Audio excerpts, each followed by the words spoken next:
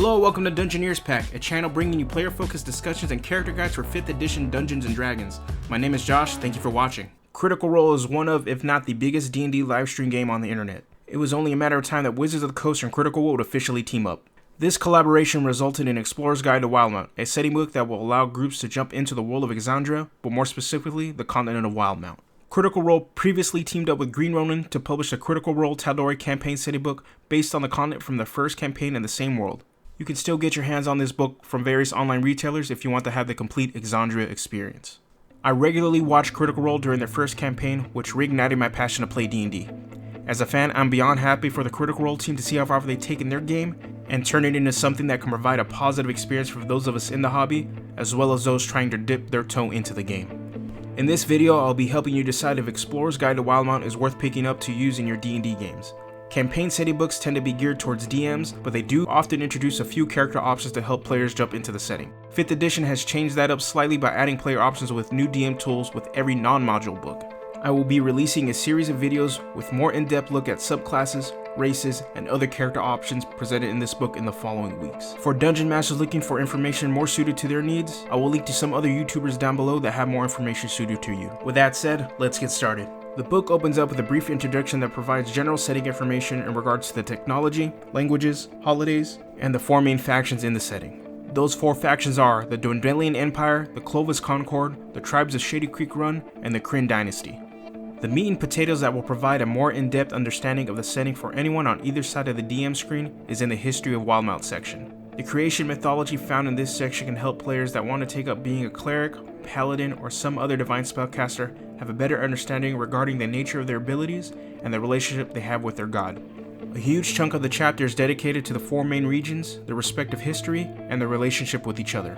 Regardless of what type of character you want to build, these areas will help players really figure out how their potential character can fit into the Wildemount game. Each setting in D&D has a Pantheon, and Wildemount is no different.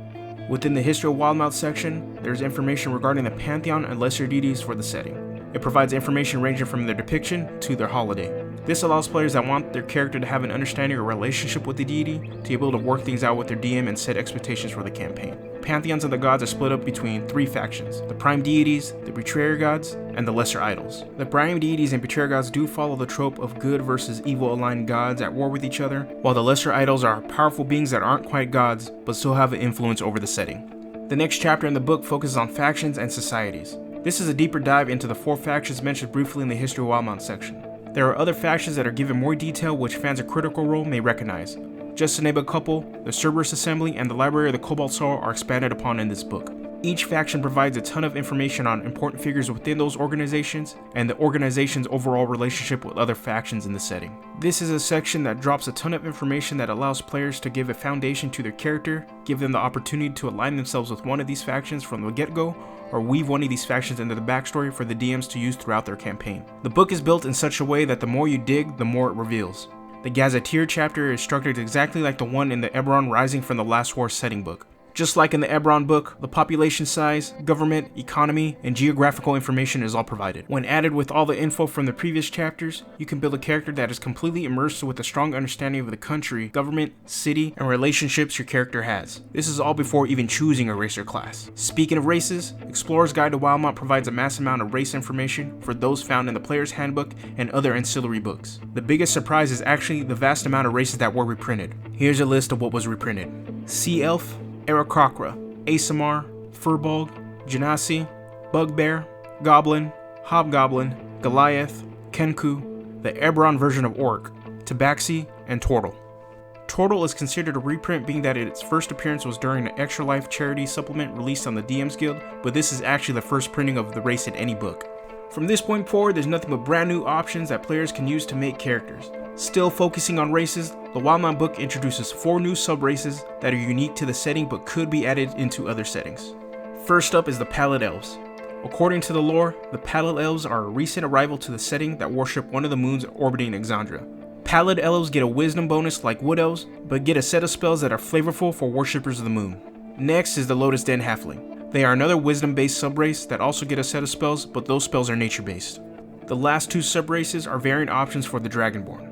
The first one is the Drakenblood Dragonborn. They were the former ruling class of the fallen king of Draconia and appear to be slender, have tails, and are more geared towards spellcasting. The other variant is the Ravenite Dragonborn, that were slaves in Draconia that appear to be more geared towards martial classes. The book adds what possibly is the evolution of what was the Revenant subrace found in an early Unearthed Arcana.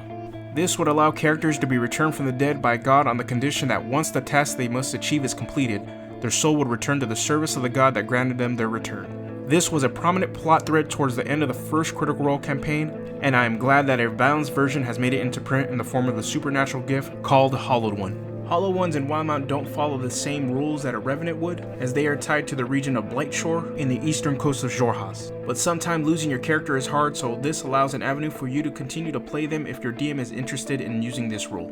Now on to the 3 new subclasses. Only the Fighter and Wizard are gaining subclasses, and they all revolve around manipulating time and space. The Fighter gets the Echo Knight, which allows a player to create a shadowy double to help lock down areas in combat. The Wizard gets the remaining 2 subclasses. The first one is the Chronology Magic subclass. This allows a wizard to manipulate fate and time. It is similar to the Divination Wizard subclass, but while Divination focuses on abilities that represent foresight, the Chronology subclass has abilities that focus on manipulating probability. And the last wizard subclass is Graviturgy Magic, which has abilities that allow a wizard to control the target's density or velocity. I will be covering these subclasses in depth in another video. To support the new wizard subclasses, a set of new spells have been introduced revolving around that new idea of Dunamancy, which is integral to part of the plot of the second campaign of Critical Role. Dunamancy spells revolve around manipulating time and space. There is a minimum of 1 new spell for each spell level, including cantrip. The last section I'm covering is the Heroic Chronicle. Outside of the new subclasses, subrace, and spells, the Heroic Chronicle is one of the more exciting and surprising sections of the book. The section is a bit brief, but has a series of tables that will set you up with a character back history immersed in Wildemount within minutes. The Heroic Chronicle begins with a series of tables that provide a character background with a number of rivals and allies from the 4 major factions in the setting. The next few tables are specific to the setting, where you randomly roll on a table that dictates which of the major 4 regions and factions you belong to, followed by subsequent tables that place you in smaller areas within that region. After the setting specific tables, the book provides a set of tables that can be used in any setting that will help you flesh out your relationships with your rivals and allies. Other tables provided also help you flesh out your character by giving your character a secret and also a prophecy that they would want to fulfill in their campaign. When you pair these tables with the This Is Your Life tables found in Xanathar's Guide to Everything, you can create a fully fleshed out character that can be applied to any setting. You can even use the Allies and Rivals tables in the Wildemount book with the Guildmaster's Guide to Ravnica book to help flesh out the relationships between the allies and rivals your character will have in that setting. The question is, should you really pick up this book? Ultimately, it really depends. If you're brand new to D&D, a fan of Critical Role, and need a place to start, don't grab this book yet. While the book is dense with tons of lore that any critter would want to get their hands on, you probably aren't going to be playing in a Wildemount game at this point. I suggest just picking up the Player's Handbook and starting there. But now if you're a new player to D&D that is joining a Wildemount campaign, definitely grab it. The book is set up in a way that when paired with the Player's Handbook, you can have a character that fits in the setting in minutes. For the experienced player who likes Critical Role, go ahead and grab it. There's enough lore and that Matthew Mercer magic that will satisfy any critter. Alright, and now for the experienced players who don't like Critical Role or just aren't into it. My suggestion, buy it. The new subclasses look super fun and can be applied to any setting. From the new spells, subraces, and new tables, you'll definitely have new toys to play with in your campaigns. With that said, I want to hear from you. Comment below and let me know if you plan on getting the book, or if you did pick up the book, what was your favorite new player option you want to use in your next game. Don't forget to like, subscribe, and hit the notification bell to know when new videos go up.